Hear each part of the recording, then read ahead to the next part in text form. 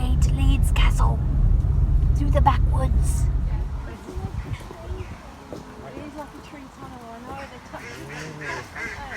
A tree tunnel. Hello, ducky. Hi. Hi. You're so gorgeous. Look at your beak. I love it. Hello, ducky. Hi. Hi. I don't know if we can touch them or not, but these are the biggest ducks ever. Yes. Hello. Hello, handsome.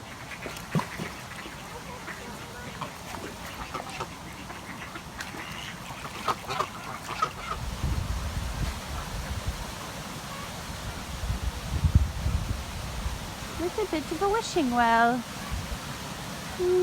Sparkly coins. A black swan. Do you see it? Oh my gosh. Look at that. Oh, he's gorgeous. Look at him. A black swan. And the lone rook. Hello, rook.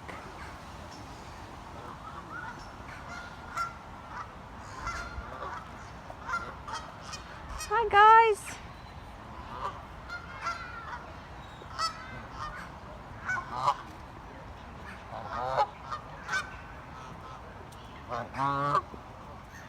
Oh my gosh, look at that. Is that a swan? Yes, hello lovely. Hello. They're so gorgeous. There's the beginning of a castle over there. I'm not sure if that's it. So it's not very impressive. I think that's just the side quarters. Maybe it's not. I don't really know yet. Weeping willows in the winter. Such a gorgeous day. So here I am. Yay! So excited to be here. You know, they said that Lady Nada has a retreat in the back of the castle, in the maze, or around the maze, somewhere in there. So we're gonna go through the maze, and we're gonna go to the walled garden. I'm so excited. Oh my god. That is a pretty ginormous tree, isn't it?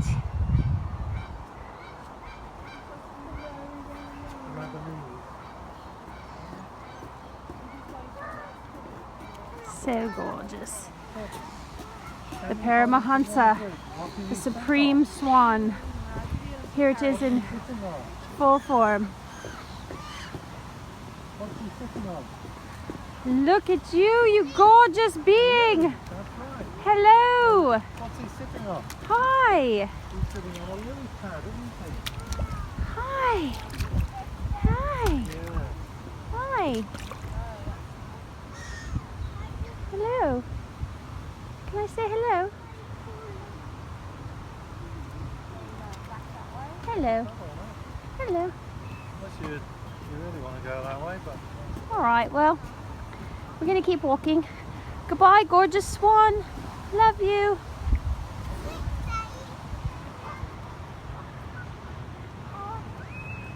It's like gathering when she's walking. And there, look. So what is these little 3 gravestones it looks like? No? It's gorgeous. It's a beautiful day. I'm just really curious about these headstones. You can see it. In memory of Sari. In memory of... I can't read that one. They're so old. They're children's stones, it looks like. 3 children. At least that's what it feels like. Whew, that's intense. That was intense energy, man. Wow. Wow. You know, I'm gonna show you. Wow. Wait a minute. So these swans, they're kind of traumatized. They're scared of people. Let's see how they react to these kids.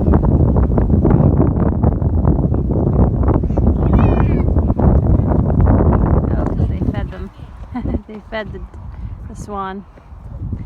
But yeah, interesting. These swans are quite afraid of the people. It's really tripping me out a little bit. Makes sense, they're traumatized. These public attractions are beautiful, and you know, I get it, but the animals, the birds, the fish. I just saw a dead fish, like just on the side over there, like a rotten fish, just laying there. I just feel like the animals are traumatized here, and a lot of the places that I've been that are public attractions that are part of English heritage specifically. Not to say that they're a bad company or something, I'm not saying that. I'm just saying they're traumatized. Like, this is a public attraction. It's not a real, it's like a zoo almost. And then they have animals being fed by the humans, and so they're all expecting food, and like, you know, that kind of creates a whole expectation in the animal. So there has to be a year-round feeding frenzy that happens with these animals. There's just so many layers to this in terms of the impact that it makes on the wildlife, and it's just really interesting to me the way that commercialized things happen, and really understanding, you know, like what that means, and in terms of the biosphere and the biotopic atmosphere of this place. And yeah, it looks on the outside like it's working, but if you look at the underbelly and the under layers of what's going on, you notice that there's a fundamental disconnect between nature and humanity, and it's all for humans, and it's just really nauseating, to be quite honest. So we're walking towards the castle, I think. I don't know if this is the castle or not, but if it is, I'm not impressed by any means, but I think it is. So I'm going to turn the camera around so you can see. So here's the castle. Yeah, it's just not, they're not even cleaning it. It's like, it looks old and dirty, which, I mean, it is, but if it's English heritage, it should be kept a lot nicer than that. Yeah. Oh, by the way, here's the Christmas market that happened before Christmas. So that whole thing is set up, right, for a market that happens once a year. Kind of crazy. Maybe it happens in the summertime too, I don't know. But all the stalls, which is kind of neat. But again, it's like sort of ostentatious, if you will. You know? It's just society. Modern day society is really quite interesting to me.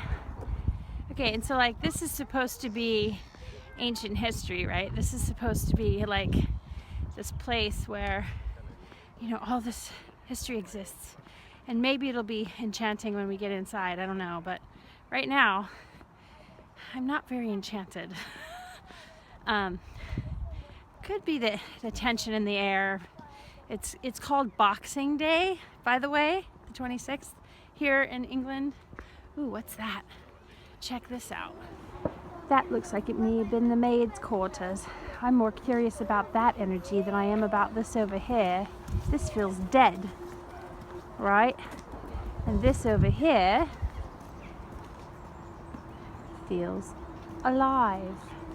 So as I was saying, the Boxing Day is not for boxers. It's Boxing Day is when all the extra food that the servants made for the royals would get boxed up by the royals and given to the servants the next day, and that's called Boxing Day. And it was created to, like, so they wouldn't waste food, so but the servants would basically not have a Christmas. And back then, of course, Christmas came for them after they would, I guess, celebrate on some level. This is absolutely gorgeous, though. I bet it's beautiful in the summertime when the willows are all full of green leaves. So I'll show you that in a moment. So yeah, this is absolutely gorgeous, and I bet in the summertime it's just like wows, you know, wowzers. It's absolutely beautiful. I bet it's just really nice when all the trees are filled in. Right now it's winter. Oh, it's really muddy here. Mommy, look at that. Look at all the swans. They're in the lake. It's gorgeous. Oh my gosh, I bet this place is so beautiful in the summer. Decided not to wear my headphones while I'm doing this.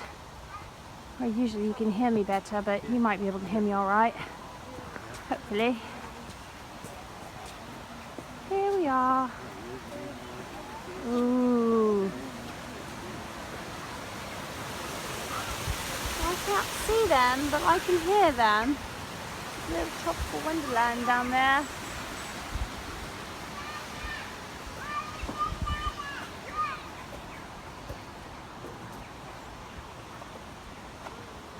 In the moat.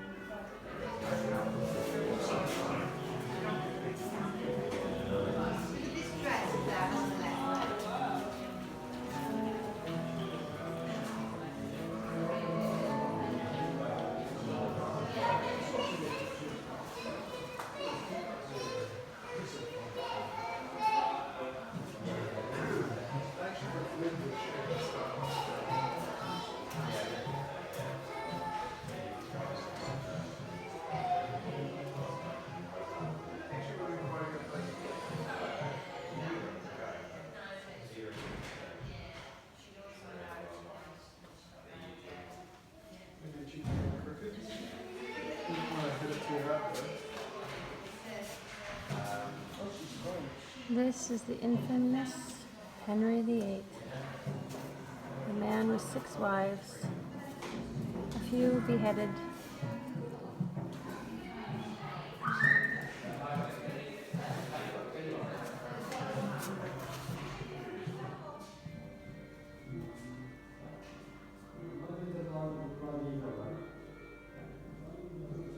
Hoof Inkwell.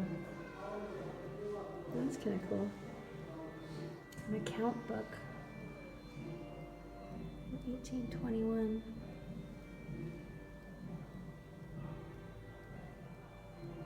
This is when they restored it from where it was. It had been kind of in ruins for a while. And then in the 20s, Olive Lady Bale, 1931. Transformed into a lovely, not so lovely place. But look at this. Handmade. Oh look, JFK.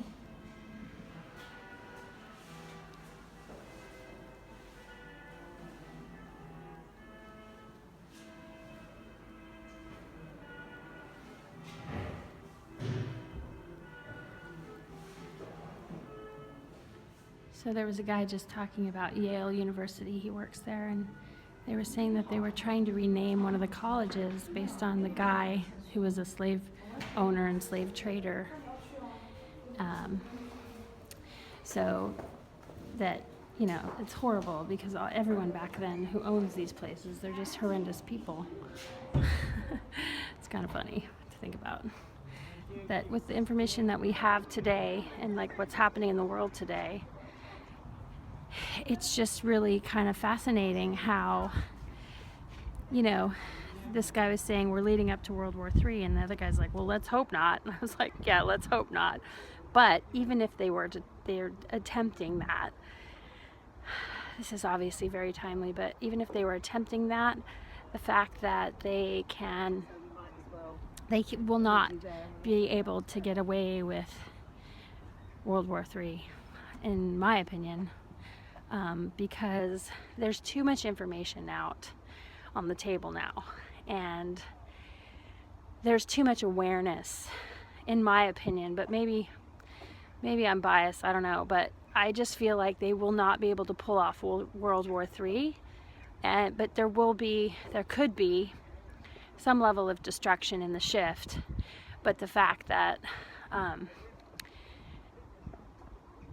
they just won't be able to sweep over the world with mind control anymore. It's just not happening now. The veil's been lifted.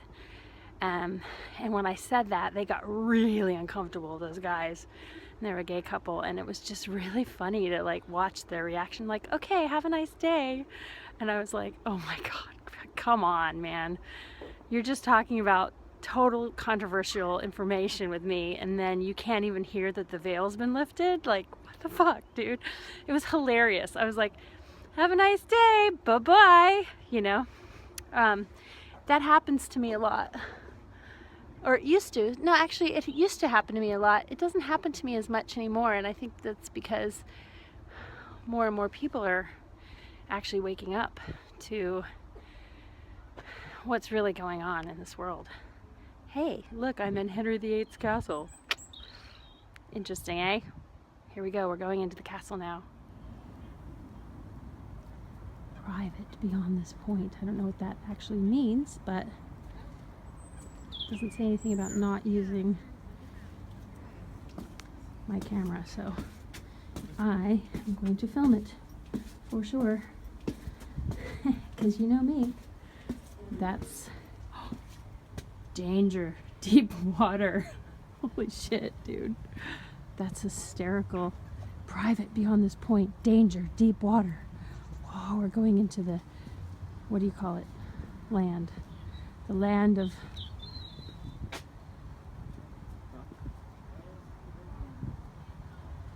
Okay, so now we're going, I think we're going into, they obviously built land around it, because in the thing I was watching, it was like straight up water on the side of the castle, you know what I mean?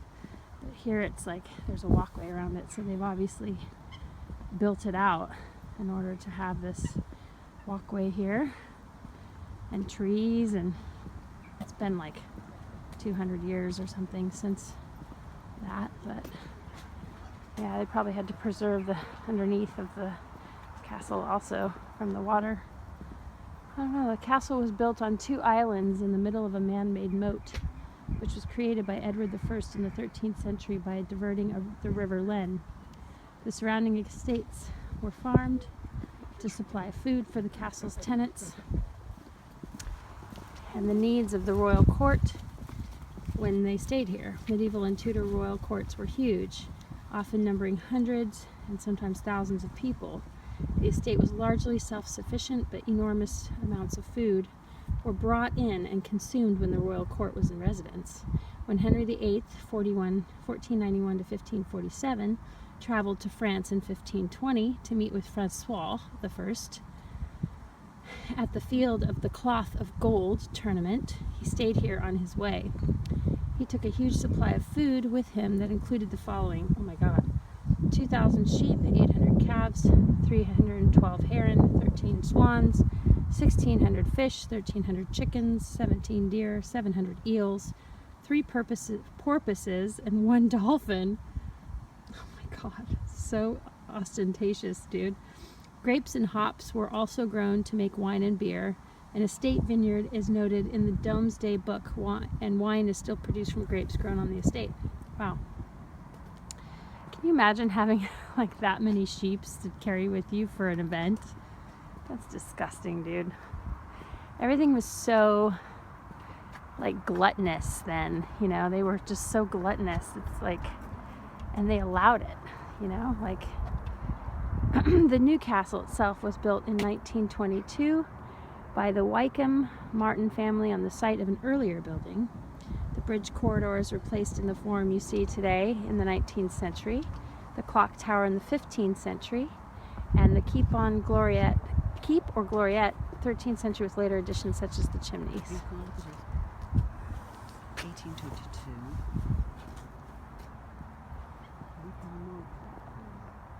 So we're walking all the way around to where this end piece is. With the flag still flying high. Jesus, talk about trying to keep control of the marketplace. Pretty crazy, man. Caution. Another caution. No food or drinks. But doesn't say anything about cameras. Ooh, we're going through the cellar. We enter through the cellar? That's kind of weird. So weird. It's pretty wild, though. We're getting the servant's view. Ooh, check it out. Can you go in here? No. Look at all the wine things. Whoa, stock for wine. Wow. What's going on? What's back there? It's just stairs that lead nowhere. Really? Whoa. They used to lead somewhere. Whoa. All filled in now. That's weird. That's weird when they cut things off like that. Ooh, creepy. Okay. The Norman Cellar. The cellar is the oldest surviving part of the castle and dates from the early 12th century. Cellars were an important feature of a castle and were used to store items during long periods of siege. These would include dried or salted meat, fruit, straw, and firewood. Another important item which had to be kept cool and dry was wax. Wax was essential to make candles to light the castle rooms at night. The wax cellar was in the wall behind you. Ah, fancy that. The now blocked stone staircase behind this panel would have led to the hall above, which was demolished in the 17th century. Large barrels like these would have been used to store beer or wine. Yes. The cellar continues to be used today to keep wines for the use of castle guests at conferences, weddings, and banquets. Be careful as you go up the stairs. They are uneven in height and as they were designed to trip up invaders. Oh, fascinating. All right, this is kind of cool. Check that out. These are big barrels, man. So, oh, this is fascinating that we're going through the cellar entrance. Oh, look, they actually have some stock. Look at, they're all, what is that? The Grand Rosé Gosset. Champagne, oh sorry, not called champagne anymore, probably Prosecco. Uneven stairs. Oh, hello, Guardian. Can you feel that? I sure as hell can. I'm not even sure which way to go, to be honest.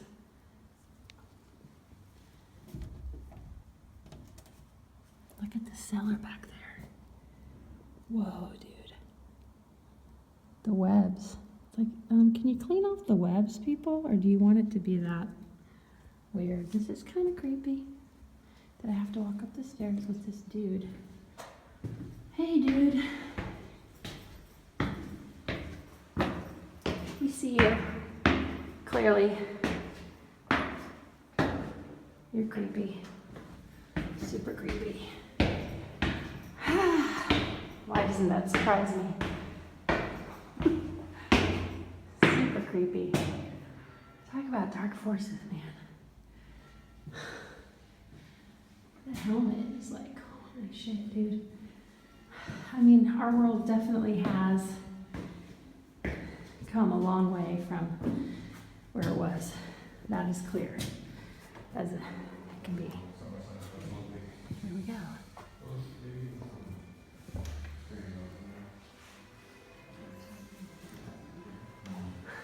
We've now entered the castle, clearly.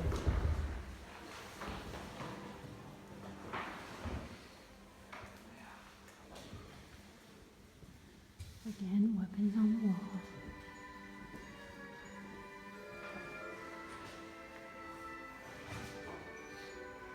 Oh my God.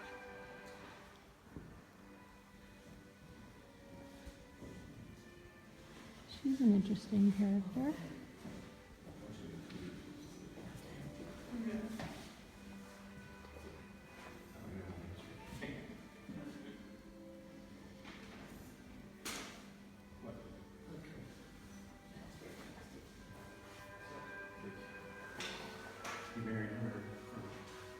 These are all from the 1700s, so this is way later. This shows the timeline, starting at 1050 when it was a fortress.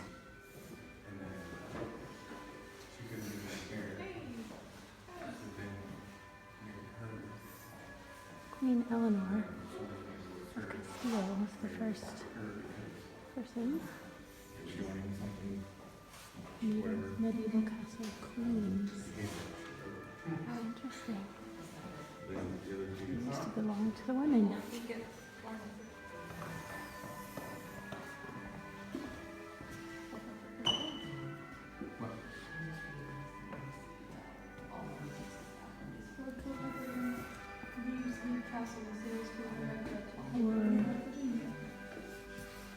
That's weird.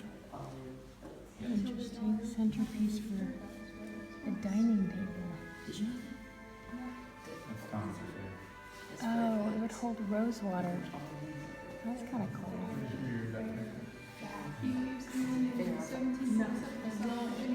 Oh wait, here we go. Henry VIII.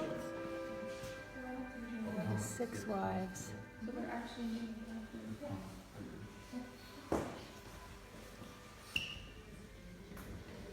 It all happened.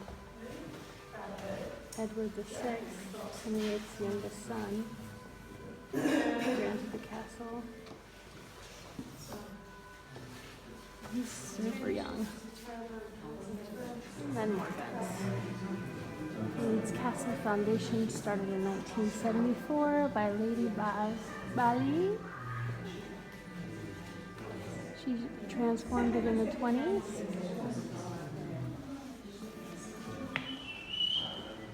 There's swords everywhere. It's just like, whoa, dude. You can take those off the walls now. They're very pointy. This is the lower bridge corridor into what appears to be the other part of the castle. What are we, not a part of the main castle? What the fuck? We're not even seeing like the actual castle. We're just going into the other part. That's super weird. There's gotta be a way into that. It seems like this is bizarre. She's interesting. Maria Ana, Infanta of Spain. Queen Henrietta Maria. So, right, this was the Castle of Queens. Hello. Look at all of that. I think I may have been going slow-mo on the last video, which means that it's going to be like not usable, which totally sucks. Maybe I'll put some music or something. Oh, look at that gorgeous piece. There's the original Lady Bali, her daughters Susan and Pauline. Wow. Impressive. 1947.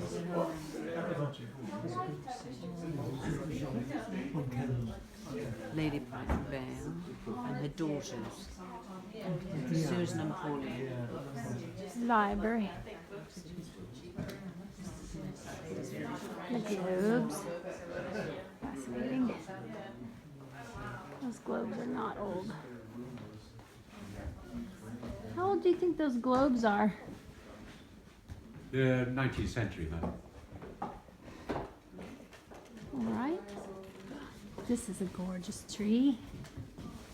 Beautiful peacock's feathers. Look at that. Gorgeous.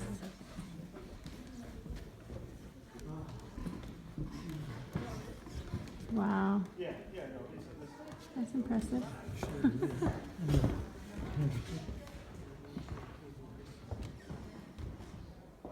Very really love the tapestry on the wall, and now that they're gone, I can take a picture of it. Oh, gorgeous. So this compass says where Mexico is, and Aleppo, and Siam, and Georgia, and Afghanistan, Hanover, Lisbon, Madeira, Dublin, Barbados. It's pretty wild. And Virginia, which is hilarious. They included one American spot. There we are.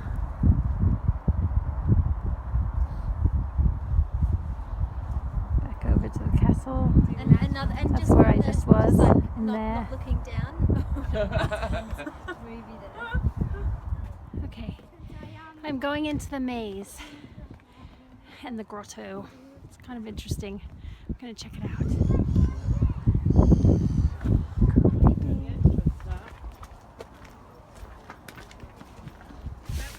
Alright, well at least they're not so high that you can't see over them, right?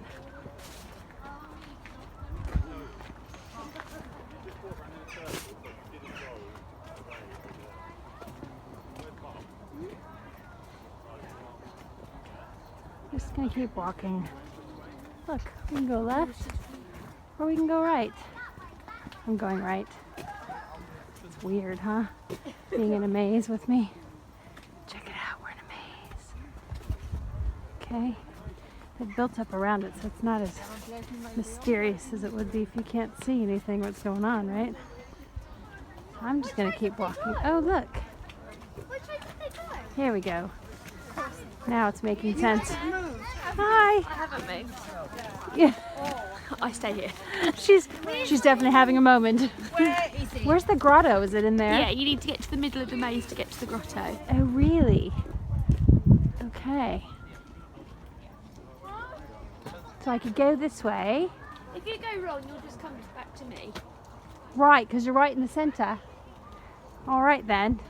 Where's he gone? So she works here, obviously. I thought she was a guest. She actually had a sign on that said Leeds Castle. Oh, hello, people. All right, we're going in one direction. All right. Oh, look. You have to get to the center. That's kind of, I'm already feeling like, whoa, dude. Now it's starting to feel that way. First it wasn't that bad, and now it's like, I don't want to get lost, but you come back to the center no matter what. Oh, look, I came right back. I did, I came right back to you. Come on. I feel like I'm going towards the center. Please, God. Goddess, lead me to the center if I could see above it. I could tell you exactly how to get there. But of course, that is not happening.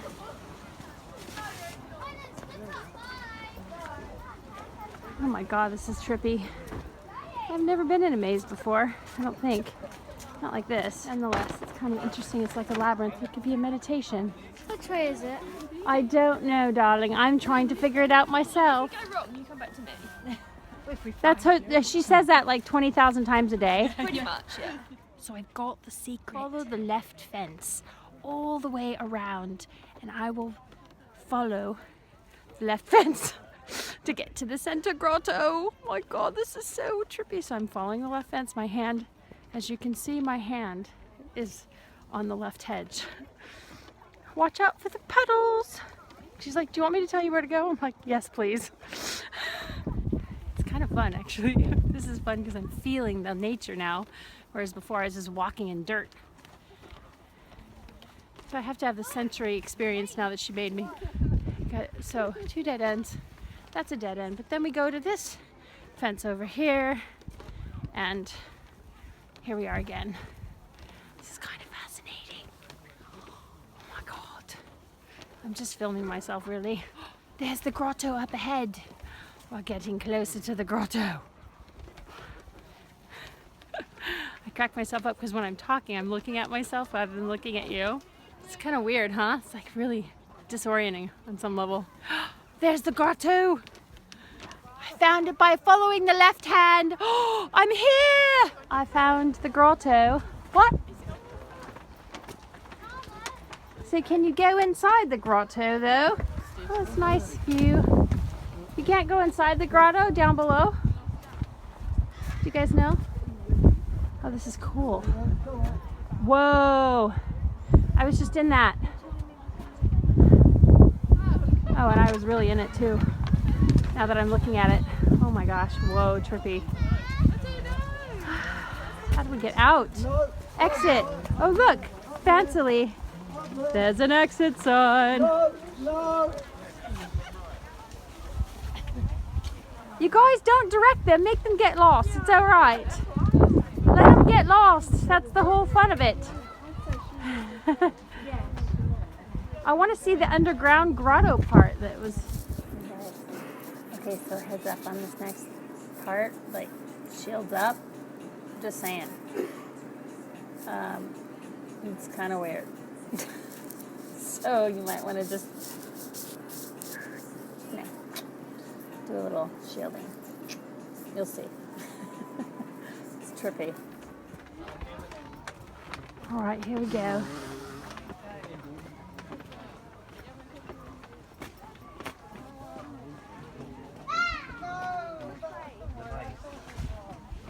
Just take special care to go down the uneven walkways. Oh wow, yeah, totally. Wow, trippy.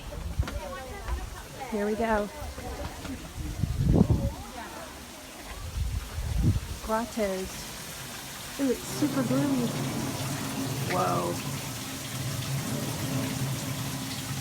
I don't know how I feel about this, actually.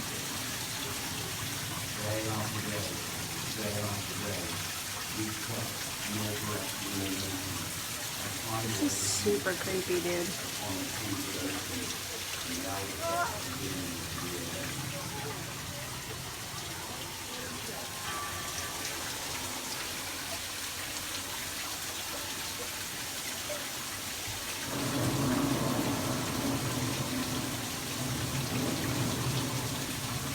Okay, I just cloaked myself.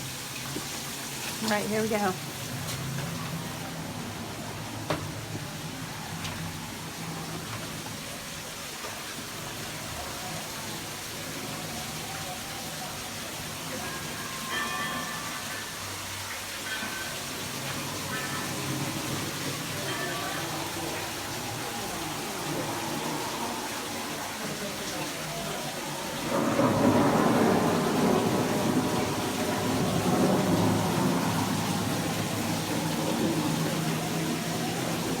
Water, water everywhere, and all the Lord is free. Water, water everywhere, and any drop is free.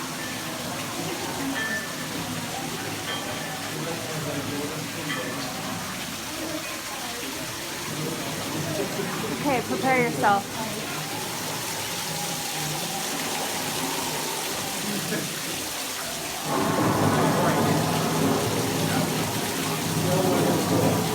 A little creepy. Tiny bit creepy. Just a tiny bit. No big deal. Wow. Super creepy.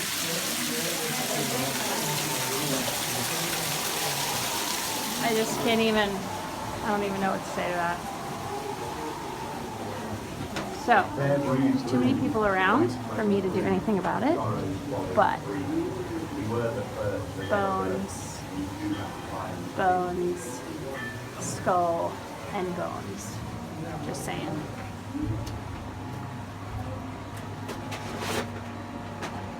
Coffin-shaped door. No big deal. I don't know if this is like...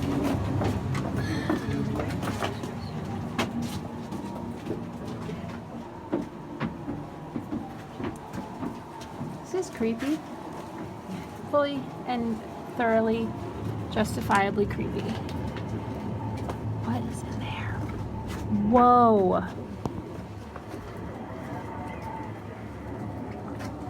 Wow, It's incredible. The ship has been suddenly becalmed. Round dropped the breeze, the sails dropped down. What's that as bad to be? It's like a dragon's Needed tail. speak, only to break Really. silence of the sea. Just the two islands actually.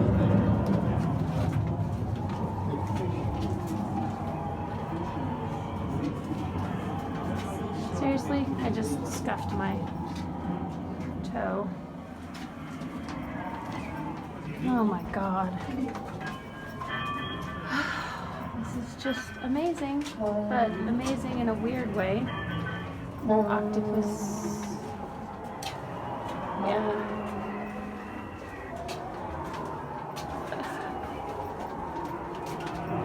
Are you creeped out as I am right now? This is kind of creepy.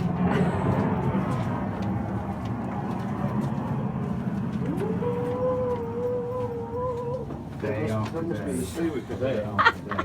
Can't be a Oh, storm. stop. Oh, that's creepy as all get out right there. Yeah, super creepy. Oh, wow. Okay.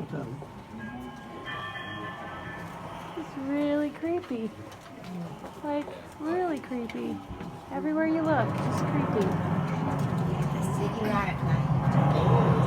We made it!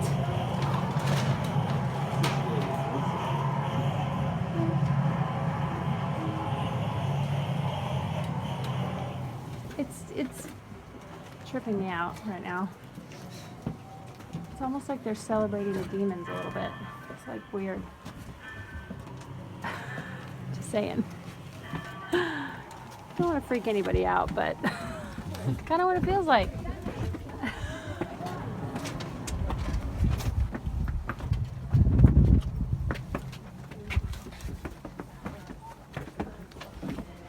Whew. All right, sunlight! Yay! We're back in the world. Back to civilization. Oh my god.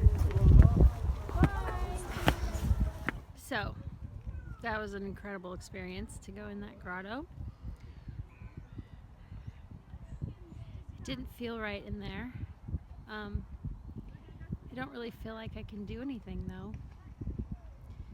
You know, it's I just really wanted to sit and talk about this for a minute. The spells that are in place are so embedded in the landscape of the land. In the Leeds Castle gift shop, there was all these like skulls and like magic stuff, like but dark, you know, like a spells book, and but not like magic, but like dark magic. But it was a whole section within the gift shop, and I've never seen that in one of the castle shops before. It was very strange. And then the grotto underneath the maze, and you know the maze is meant for you to get lost, right? So, and then the grotto being down underneath it, and it being as creepy as it was. And imagine that like way back, you know, that like who would have built that? Like who would have taken the time to sculpt that face? It says so much about how darkness rules, and I've just noticed it consistently throughout this experience, and it feels like Henry VIII was directly hosted by something based on what I saw, which, you know, we know he's one of the most famous kings of England, so he had a lot of influence. And it's just been really interesting to be in a place that's so old. Like they've preserved things to a certain degree, and to be able to really feel the depths of that age and the depths of the darkness connected to it, and how there's this like surface sort of glamour on top of it all, and it just it's so locked into place, and like they're not letting anybody fuck with it, you know.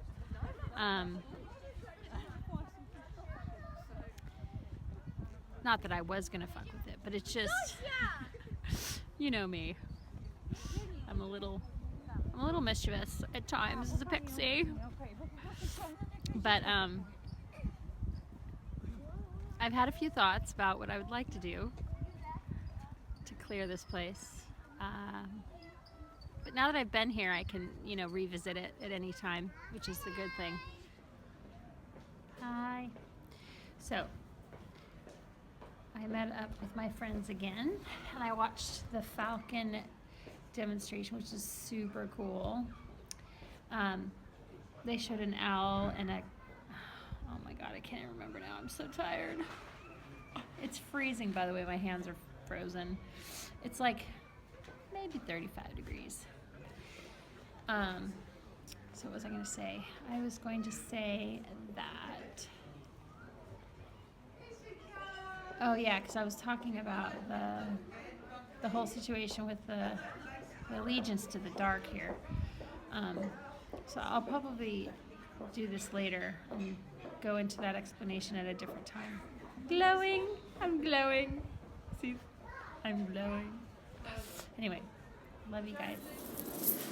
Okay, so in relation to the allegiance to the dark and the way that they have the lockdown grid set up with magic at the Leeds Castle and other places. I mean, I see it everywhere that I go. I'm in Boulder, Colorado right now, and same thing.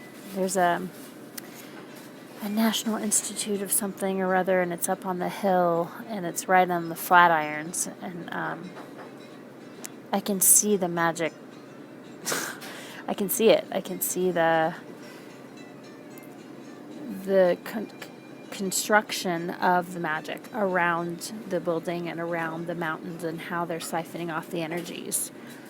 So, in terms of what I was talking about with Leeds Castle, the magic is so deep in the landscape, and it literally has been constructed that way to keep certain influences in rule.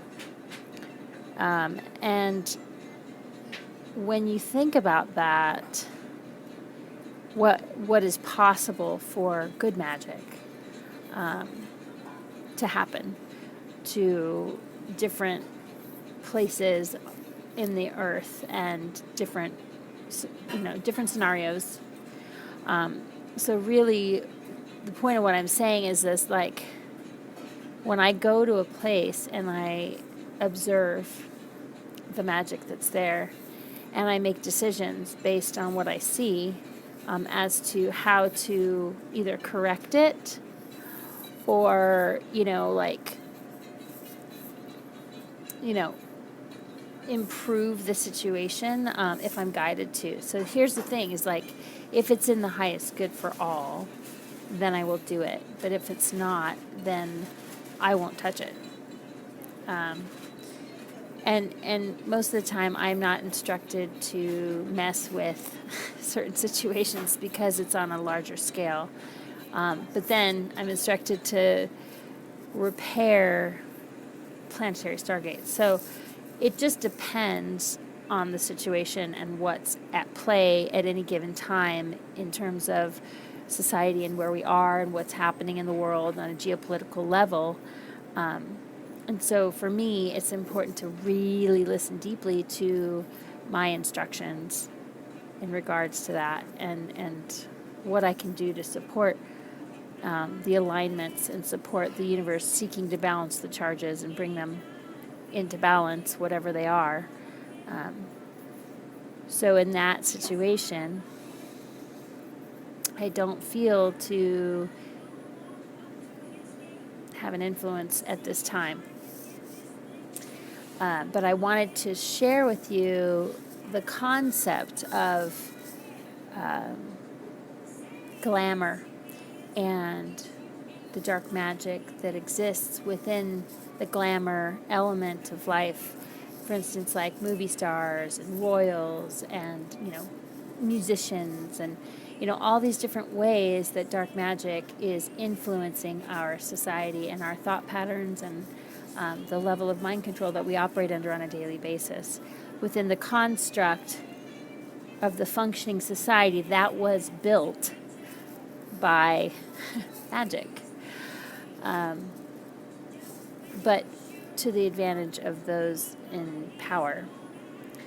So there are those of us who have awareness around this and are seeking to counterbalance that with light and not proper, that's not the right word, with